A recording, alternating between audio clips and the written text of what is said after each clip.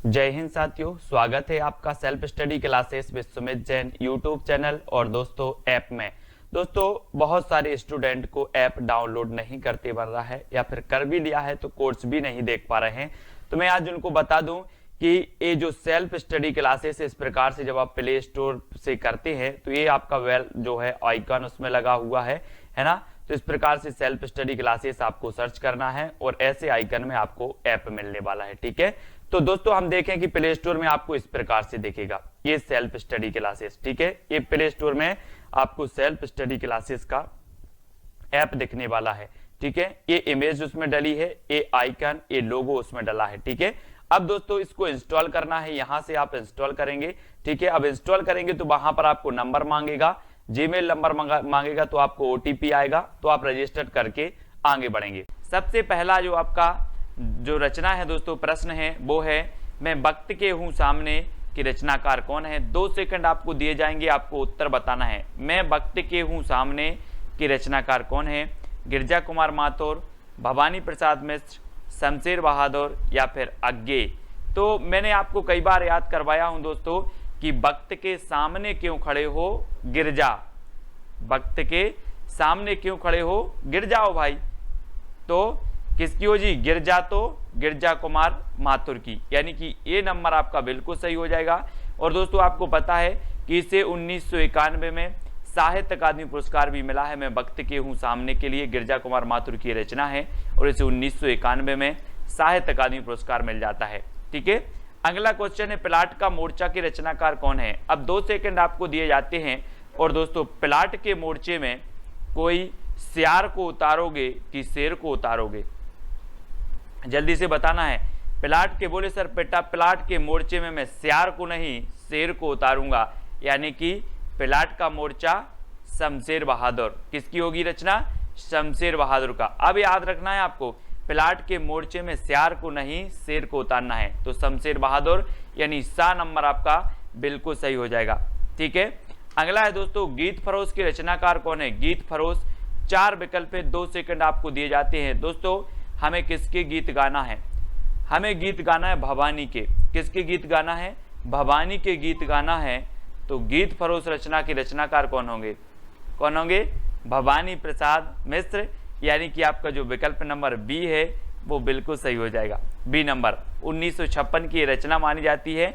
और अगला है दोस्तों आंगन के पार द्वार के रचनाकार कौन है, और 4 विकल्प हैं और आपका बिल्कुल सही आंसर हो जाएगा कि आंगन के द्वार पर कौन खड़े हैं, अज्ञे खड़े हैं। आंगन के द्वार पर अज्ञे खड़े हैं और ये रचना अज्ञे की है, ये भी आपको याद रखनी है। ठीक है, चांद का मोह टेढ़ा की रचनाकार कौन है दोस्तों। 4 विकल्प हैं, मैं आपको बता दूं कि अगर व्यक्ति की मुक्ति हो जाए तो उसका जो मोह होता है वो सीधा नहीं रहता, ऐसा हो जाता टेढ़ा। चांद का मोह टेढ़ा, मुक्ति मिल गई तो चांद का मोह टेढ़ा हो जाता है। तो चांद का मोह टेढ़ा ये रचना किसकी होगी, मुक्ति बोध, यानी कि आपका जो सा नंबर है वो बिल्कुल सही हो जाएगा। ठीक है, अगला है ठंडा लोहा की रचनाकार कौन है। ठंडा लोहा, दोस्तों आपको पता है कि लोहा कितना भी गर्म हो, है ना, कितना भी गर्म हो धर्म के पास आते ही ठंडा हो जाता है ना। लोहा कितना भी गर्म हो धर्म के पास आते ही क्या हो जाता है, ठंडा हो जाता है लोहा। तो उत्तर आपका सही क्या होगा, धर्मवीर भारती। ये ठंडा लोहा रचना है धर्मवीर भारती, यानी बी नंबर आपका बिल्कुल सही हो जाएगा। ठीक है, काठ की घंटियां की रचनाकार कौन है दोस्तों। काठ की घंटियां, अब 4 विकल्प हैं, गिरजा कुमार माथुर, धर्मवीर भारती, सर्वेश्वर बहादुर, सर्वेश्वर दयाल सक्सेना या फिर अज्ञे। अब एक चीज बताना, काठ की घंटियां यानी कि बहुवचन में शब्द है, घंटियां यानी बहुत सी घंटियां। अब काठ की घंटियां हैं दोस्तों, तो इनका हमें क्या करना पड़ेगा, सर्वे करना पड़ेगा कि कितनी घंटियां हैं। सर्वे करोगे कि ऐसे ही बता दोगे कि 5 हैं कि 10 है, पहले काठ की घंटियां का हमें सर्वे करना है। तो काठ की घंटियां की रचनाकार कौन होंगे, सर्वेश्वर दयाल सक्सेना। ठीक है, कुआनो नदी भी इनकी रचना है। ठीक है, ये भी आपको याद रख लेनी है। काठ की घंटियां, जंगल का दर्द भी इन्हीं की रचना है। ठीक है, खूंटियों पर टंगे लोग भी इन्हीं की रचना है, इनको याद रख लेना है। सिर्फ सर्वे आपको याद करना, सर्वे, काठ की घंटियों का सर्वे करना है। बुनी हुई रस्सी के रचनाकार कौन है दोस्तों, आपको पता है दोस्तों जब आप जाते हो कहाँ, भवानी के मंदिर में जाते हो, भवानी के मंदिर में, तो वहां पर इस प्रकार से आपको एक बुनी हुई रस्सी मिलती है ना, हाथ में बांधने के लिए पचरंगा धागा है, बुनी हुई रस्सी आपको भवानी के दरबार में मिलती है। कहाँ मिलती है? भवानी के दरबार में। बोले सर भवानी के दरबार में तो बुनी हुई रस्सी मिलती है, तो ये बुनी हुई रस्सी के रचनाकार कौन होंगे? भवानी प्रसाद मिश्र, यानी डी नंबर आपका बिल्कुल सही हो जाएगा। ठीक है, अगली है दोस्तों, महावृक्ष के नीचे 1977 के रचनाकार कौन है? गिरजा कुमार माथुर, धर्मवीर भारती, अज्ञेय या फिर भवानी प्रसाद मिश्र। महावृक्ष के नीचे, है ना, हम बोलते नहीं है कि वहां वृक्ष के नीचे कौन सोया है, आप बोलोगे अज्ञेय, पता नहीं। वहां वृक्ष के नीचे, महावृक्ष के नीचे या फिर वहां वृक्ष के नीचे कौन सोया है? अज्ञेय, पता नहीं। अज्ञेय, तो ये अज्ञेय की रचना है, महावृक्ष के नीचे अज्ञेय। ठीक है, सा नंबर आपका बिल्कुल सही हो जाएगा। अगला है, सपना अभी भी के रचनाकार कौन है? 2 सेकंड आपको दिए जाते हैं दोस्तों। सपना अभी भी है काय का? धर्म करने का। सपना अभी भी है धर्म करने का, तो धर्मवीर भारती, यानी उत्तर आपका सही क्या हो जाएगा? विकल्प नंबर बी। ठीक है, आपने पढ़ा होगा दोस्तों, गुनाहों का देवता, सपना अभी भी है, ठंडा लोहा, ये सारी रचनाएं धर्मवीर भारती की हैं, जिनको हमने ट्रैक से कई बार याद करवाया है। खूंटियों पर टंगे लोग, अब दोस्तों एक चीज बताना कि खूंटियों पर टंगे लोगों का हमें क्या करना पड़ेगा? सर्वे करना पड़ेगा, तब हमें पता चलेगा कि खूंटियों पर कितने लोग टंगे हैं। तो खूंटियों पर टंगे लोग का क्या करना है? सर्वे। तो सर्वेश्वर दयाल सक्सेना की ये क्या हो जाएगी? रचना हो जाएगी। ठीक है, अगला है, शिलापंख चमकीली के रचनाकार कौन है? दोस्तों एक पक्षी था, उसने बोला कि मेरे जो शिलापंख थे वो बहुत चमकीले थे, अब क्या हो गए हैं? गिर गए हैं, है ना। आपने जटायु का नाम सुना होगा, बोले मेरे पंख शिला चमकीले थे, अब गिर गए हैं, गिर गए, है ना। तो शिला पंख चमकीले, ये किसकी रचना होगी? गिरजा कुमार माथुर। गिरजा कुमार माथुर, यानी कि ए नंबर आपका बिल्कुल सही हो जाएगा। ठीक है, अगला है, कामायनी एक पुनर्विचार की रचनाकार कौन है? दोस्तों आपको पता है कि कामायनी एक पुनर्विचार, और बहुत सारे लोग मुक्ति के लिए कहते हैं, मुक्ति मिल जाए भगवान, एक बार पुनर्विचार कर लो, है ना। कामायनी पुनर्विचार, कामायनी एक पुनर्विचार, काय के लिए? मुक्ति के लिए एक पुनर्विचार, तो मुक्ति बोध की रचना हो जाएगी कामायनी एक पुनर्विचार। चांद का मोह टेढ़ा भी इन्हीं की रचना है, ये आपको याद रखनी है। अगला है दोस्तों, दोआब की रचनाकार कौन है? दोआब, 4 विकल्प हैं, और दोआब के जो रचनाकार होंगे वो कौन हो जाएंगे? वो हो जाएंगे शमशेर बहादुर। शमशेर बहादुर, यानी सा नंबर, है ना। दोआब भी इन्हीं की रचना है, प्लाट का मोर्चा भी इन्हीं की रचना है, और शमशेर बहादुर को दोस्तों कवियों का कवि कहा जाता था। आपसे क्वेश्चन बनता है कवियों का कवि किसे कहा जाता था, तो आप बता देना शमशेर बहादुर को। ठीक है, खुशबू के शिलालेख के रचनाकार कौन है? दोस्तों खुशबू के शिलालेख, है ना, किसने देखे? भवानी ने देखे। खुशबू के शिलालेख भवानी ने देखे, तो खुशबू के शिलालेख के रचनाकार कौन होंगे? कौन हो जाएंगे?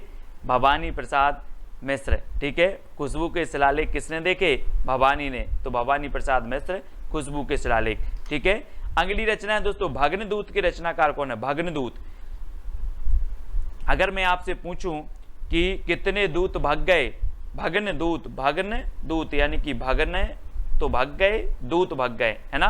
तो कितने दूत भग गए? तो आप बोलोगे सर अज्ञेय, पता नहीं कितने दूत भग गए, है ना। तो ए, है ना, ये हो जाएगी अज्ञेय की रचना भग्नदूत। ठीक है, अगला है, भूरी भूरी खाक धूल की रचनाकार कौन है? दोस्तों आपको पता है कि जब व्यक्ति को मुक्ति मिल जाए तो उसकी ये जो भूरी भूरी भूरा भूरा शरीर है, ये सब खाक धूल में मिल जाता है। भूरा भूरा शरीर खाक धूल में मिल जाता है, जब मुक्ति मिल जाए तो ये भूरी भूरी खाक धूल रचना के रचनाकार कौन होंगे? कौन हो जाएंगे? मुक्ति, क्योंकि मुक्ति मिल जाए तो भूरी भूरी खाक धूल, है ना। अगला है दोस्तों, धूप के धान की रचनाकार कौन है? और धूप के धान आपको पता है दोस्तों, आप अगर गांव में रहते हैं तो धान अगर अच्छी बारिश हो जाए और मिट्टी बहुत ऐसी हो जाती, बहुत पानी हो जाता है मिट्टी में, तो धान गिर जाती है। धान क्या हो जाती है? गिर जाती है। तो धूप के धान, धान बोले सर गिर जाती है, तो गिरजा कुमार माथुर। गिरजा कुमार माथुर, यानी कि ए नंबर आपका बिल्कुल सही होगा। ठीक है, अगला है जंगल का दर्द की रचनाकार कौन है। अब दोस्तों एक बात बताना, जंगल में बहुत सारे पौधे हैं और जंगल का दर्द आपको कैसे पता चलेगा, कैसे चलेगा, जब आप क्या करोगे, सर्वे करोगे। बोले सर जब हम सर्वे करने जाएंगे जंगल का दर्द क्या क्या है ना, तभी हमें जंगल का दर्द पता चलेगा। तो जंगल का दर्द की रचनाकार कौन है, सर्वेश्वर दयाल सक्सेना। और सा नंबर आपका बिल्कुल सही हो जाता है, सा नंबर है ना। जंगल का दर्द सर्वे करना है, जंगल के दर्द का क्या करना है, सर्वे। तो सर्वेश्वर दयाल सक्सेना। कितनी नाव में कितनी बार की रचनाकार कौन है दोस्तों। अब आप बोलोगे सर मैं कितनी नाव में कितनी बार बैठा, सब अज्ञेय है। क्या है, अज्ञेय। कितनी नाव में कितनी बार, अज्ञेय। तो अज्ञेय यानी कि दा नंबर आपका बिल्कुल सही होगा। ठीक है, अब दोस्तों आपको बताना है प्रयोगवाद के प्रवर्तक कौन माने जाते हैं, आपको बताना है। ये दोस्तों इसी रचना के लिए मिला है इनको ज्ञानपीठ पुरस्कार, कितनी नाव में कितनी बार के लिए, है ना, इसको याद रख लेना। और प्रयोगवाद के जो प्रवर्तक माने जाते हैं वो कौन माने जाते हैं, ये कमेंट में चैलेंज प्रश्न है, आपको लिखना है। गिरजा कुमार माथुर, धर्मवीर भारती, सर्वेश्वर दयाल सक्सेना या फिर अज्ञेय, कौन माने जाते हैं, ये कमेंट में सभी लोग लिखेंगे। जितने लोग भी देख रहे हैं वीडियो को लाइक करें। और इसके पहले बहुत सारे वीडियो आपके डल चुके हैं दोस्तों, हिंदी साहित्य ट्रिकी वीडियो, मोस्ट इंपॉर्टेंट कई वीडियो डल चुके हैं। आप प्लेलिस्ट में जाके देखें हिंदी साहित्य ट्रिक्स। ऐप डाउनलोड नहीं करते बन रहा है या फिर कर भी लिया है तो कोर्स भी नहीं देख पा रहे हैं, तो मैं आज उनको बता दूं कि ये जो सेल्फ स्टडी क्लासेस इस प्रकार से जब आप प्ले स्टोर से करते हैं तो ये आपका वेल जो है आइकन उसमें लगा हुआ है ना। तो इस प्रकार से सेल्फ स्टडी क्लासेस आपको सर्च करना है और ऐसे आइकन में आपको ऐप मिलने वाला है। ठीक है, तो दोस्तों हम देखें कि प्ले स्टोर में आपको इस प्रकार से दिखेगा ये सेल्फ स्टडी क्लासेस। ठीक है, ये प्ले स्टोर में आपको सेल्फ स्टडी क्लासेस का ऐप दिखने वाला है। ठीक है, ये इमेज उसमें डली है, ये आइकन, ये लोगो उसमें डला है। ठीक है, अब दोस्तों इसको इंस्टॉल करना है, यहां से आप इंस्टॉल करेंगे। ठीक है, अब इंस्टॉल करेंगे तो वहां पर आपको नंबर मांगेगा, जीमेल नंबर मांगेगा, तो आपको ओटीपी आएगा, तो आप रजिस्टर करके आगे बढ़ेंगे।